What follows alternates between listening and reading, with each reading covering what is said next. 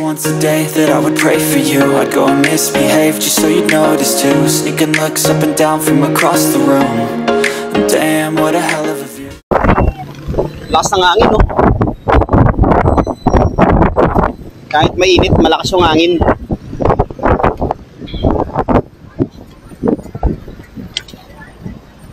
Sira ang payong mo dito, Mi, pag binuksan mo. Oo.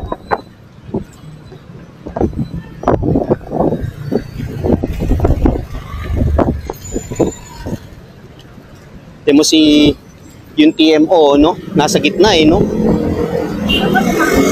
Kaya nga eh. Init eh, sobra. Nauna pa tayo kay Lawena. Siguro sa palengke dumaan yung tricycle nila.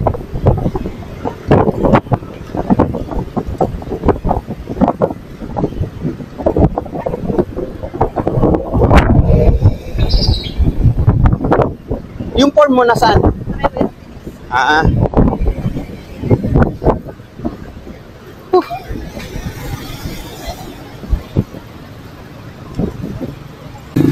Yung traffic na guys, oh. Papasok ng BGC. Ang init. Hinihintay namin ngayon sa kasalukuyan si Lawena at saka yung anak niya si Denise dito sa may outpost ng police. Tapat ng Hotel 101. Ayan. So wala pa sila eh. Siguro yung sinakay nilang tricycle sa palengke dumaan. Few moments later. Traffic, no? Pareho silang suot ko, di ba? Ni Wena at saka yung Denise.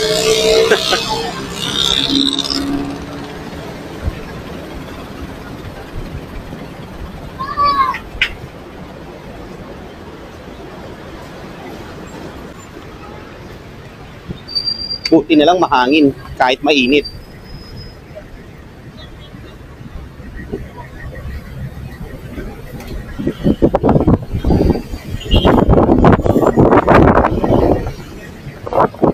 Di tayo lalakad, di ba? Pababa.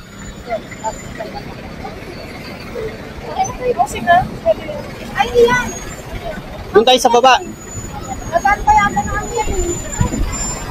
Iba daan yan, yung sa loob ng gate 3 yung daan yan. Sa loob ng gate 3 yan. Oo. Ay, tayo.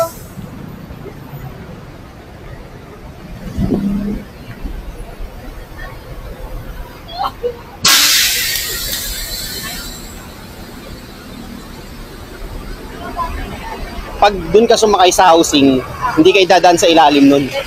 Dun ka sa ibabaw. Papasok ka ng gate 3.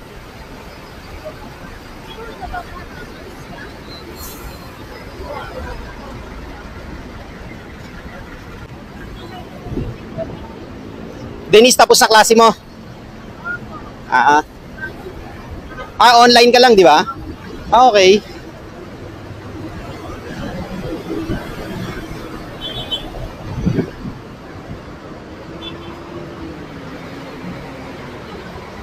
Biyaheng Turbino, tsaka San Juan, Batangas, no? Pwede ka pala sumakay dito. Hindi, galing pala rito sa loob yan, no? Ayan, no? Sakay-sakay dyan sa labas. Oo, wala na pala. May terminal na pala yan. Bawal na yung sasakay ka na lang.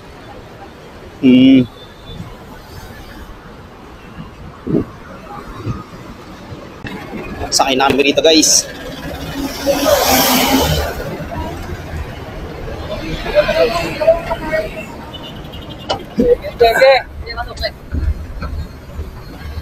Dito ka na.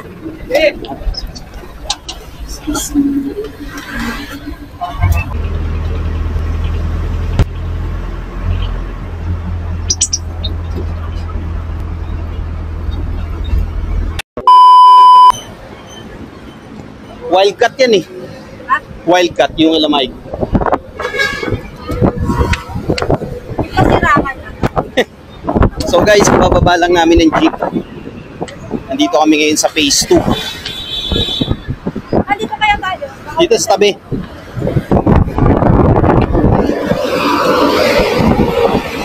So ayun guys, ulitin ko ulit. Kabababa lang namin ng jeep. Sumakay kami sa market biyaheng FTI. So nandito kami guys sa phase 2. Tatawid kami rito sa may footbridge. Okay, nakikita nyo sa harap. Pupunta kami sa kabila. So ngayon lang kami naglakad dito ng ganito kainit. Time check muna, 1:15 PM, May 16, Friday. Akit kami rito sa footbridge, tapos sa kabila naman kami. Okay, samahan nyo kami guys.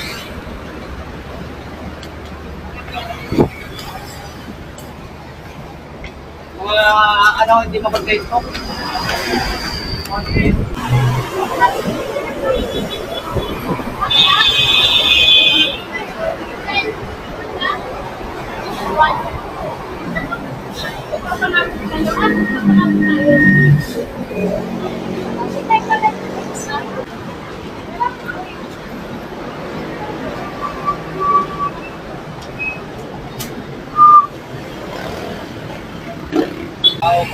Nandito kami guys ngayon, nakapila sa terminal ng tricycle.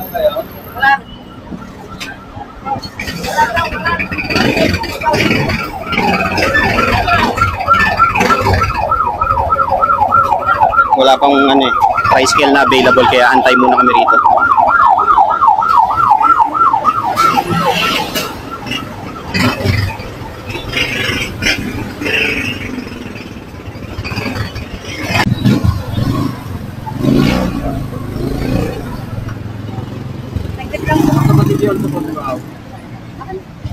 Malaglag ah.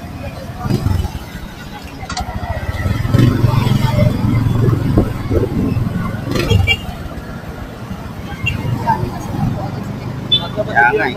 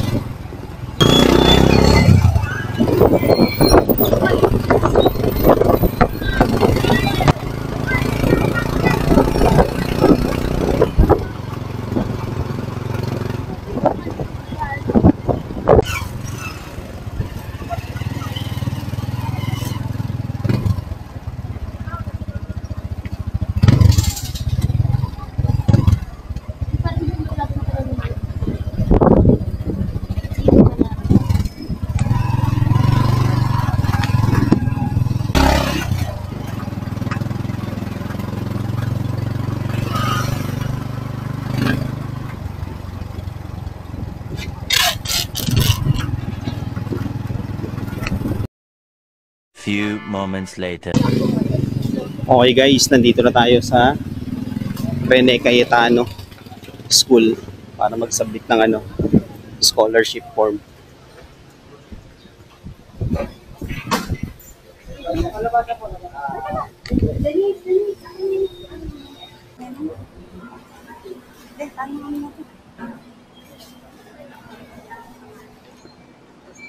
So ayun guys, dito na ako mag-i-intro dito sa loob ng Senator Rene Cayetano Memorial Science and Technology High School. Ayun. So baka magtanong kayo kung ano ginagawa namin dito ngayon or kung ano ginagawa ko ngayon dito. Kasama ko wife ko, friend ng wife ko, tapos daughter ng friend ng wife ko. So ayun, nandito kami ngayon guys kasi nagpasa kami ng Lani Scholarship program dito sa Senator Compañero Cayetano Memorial Science Technological High School. Ayun, anyway, gaya nga na sinabi ko, nagpasa kami ng Lani Scholarship form dito. So yung wife ko nandun na ngayon sa 3rd floor. So siya na yung nag-submit. Hindi kasi kami pwedeng dalawa umakyat. So isa lang ang pwede, kaya siya na yung nagpasa. So iniintay ko siya ngayon dito sa baba, dito sa may waiting shed. Ayun o, pakita ko sa inyo guys ha. Ang laki pala na itong eskwelahan na to. Actually ngayon ko lang ito napasok guys. Ayun o. So Senator Renato Compañero Cayetano Memorial Science and Technology High School. So ayan. So ayun, hindi na tayo nakapag-intro kanina kaya dito na tayo mag-i-intro ngayon. So what's up guys? So panibagong araw, panibagong vlog. Ay nabanggit ko na kung nasaan tayo. So katirikan ng araw kasi hinabol namin yung oras dahil hanggang 3:30 PM lang yung submission ng ng form for Lani Scholarship Program. So from 8 AM to 3:30 PM. So ayun.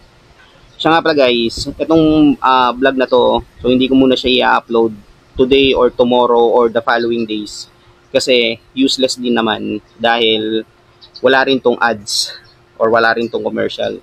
So most likely i-upload ko na to mga August na. Kaya kung mapapanood nyo to guys, delayed upload na to.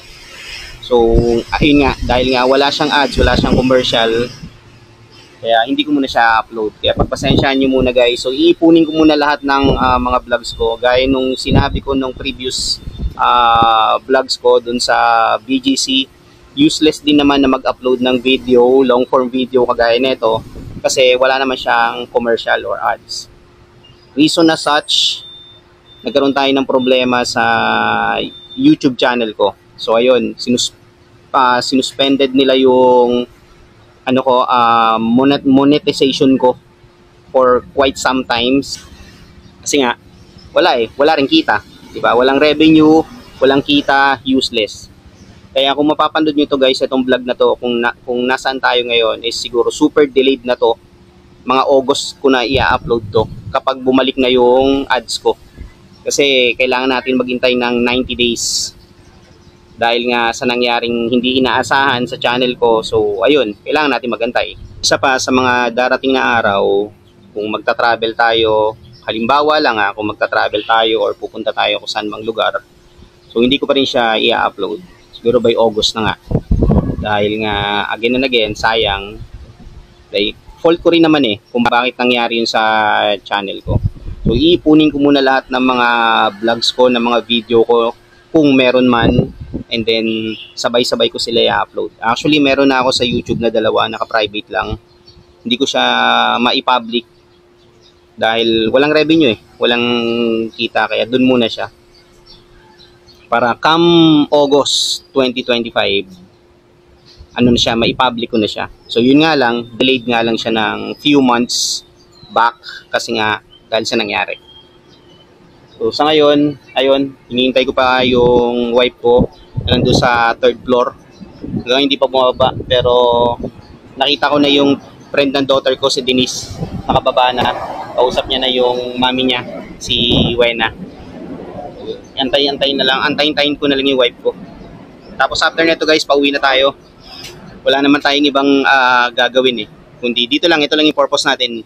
Pumunta rito sa school na to, mag-submit ng form for Lani Scholarship Program. And then after that, wala na. Uwi na tayo. Siya nga pala guys, sa mga hindi pa nakapanood nung last vlogs ko, dalawa yon. Yung una is yung sumakit yung ulo ko, yung title. And then yung pangalawa, yung scam alert, e-wallet scam. Panoorin nyo yun guys. So more on awareness yun sa mga gumagamit ng e-wallet app. Panoorin nyo yun guys. So mahalagang malaman nyo kung anong nangyari dun sa akin, kung bakit ako na-scam doon. So panoorin nyo. Also yung ang title is ang sakit ng ulo ko, yon. Binanggit ko rin doon sa vlog na yon kung ano yung mga nangyari prior nung pangalawang video, yung scam alert. So panoorin nyo lang guys. Kahit walang revenue yon, kahit walang commercial yon, kahit walang ads yon, panoorin nyo lang. At least, 'di ba, may upload tayo, pero for now yun munang dalawang vlogs na yon ang last upload natin. Tapos after neto, come August, paulit-ulit tayo. Doon na ako mag-upload ng mga video ko. Balik market oh. Or sa baba na doon. Ikaw ano ba gusto mo? Yung alwan mo. O, dito na lang. Oh. Bye-bye! Bye-bye. Doon ka kila pa may bumili. Ayoko pa.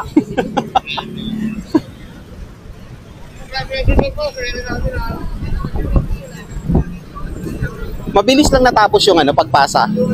May dalawa kaming pila sa di ba pag-akyat? Sasama sana ako, bawal pala, isa lang. May sabi. Ha? May sabi.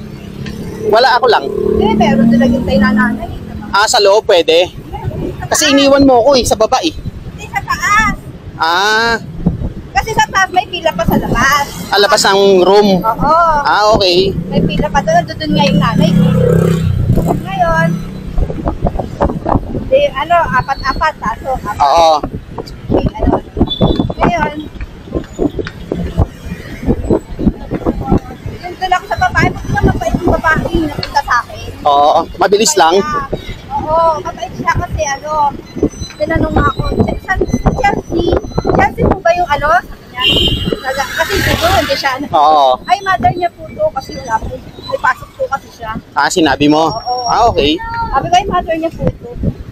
May speaker kaya maririnig agad sa sabihin mo. Tapos doon kayo sa window nag-uusap. Oo, sabi ko lang. Nakatayo ka na, yung alam mo Oo. siya nakaupo. Oo. Tapos wala nang hiningi, tapos na, yun lang. Yun lang. Oo, binigay ko na, nakawak ko. Oo. Nasa labas na ako, dun sa taas. Hindi na siya nagtanong. Pinasa yung dalawang Xerox at saka yung original, binigay ko na agad. Okay. Okay naman pala eh. Siya na yung nag-separate. Maganda naman pala eh. Oo. At least hindi na gano'n nagtanong, di ba? Hindi na gano'n nagtanong. Oo, kasi binigay ko na. Binigay mo na eh. Oo. Ano siya, bakit ako yung nagpasa or ano ba? Kaya ako na nagsabi, ay mother na po to. Hindi niya kinuha yung authorization letter. Sino? Okay naman pala eh. Kasi tanong niya ako, ano po pangalan nyo? Beverly po. Tapos nung nakita yung name mo, tapos na. Pinasa mo na. Pinasa mo na nung nakita na yung name mo. Ay, tinanong niya pala ako first name. First name? First name nyo. Kasi baka nagkakala ako baka third name. Tapos tinigay ko for first name pala. Ano po bang first name nyo? Ay, Beverly. Tapos, hinahanap niya eh. Tinitingnan niya sa record nila, Oo. no? Kung botante ka talaga. Neeng, kung botante ka talaga. Oo. Ngayon,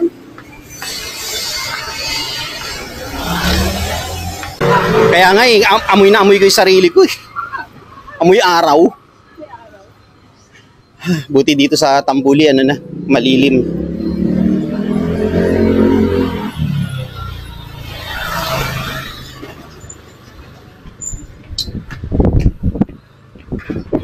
So guys, dito ko natatapusin yung vlog ko for today.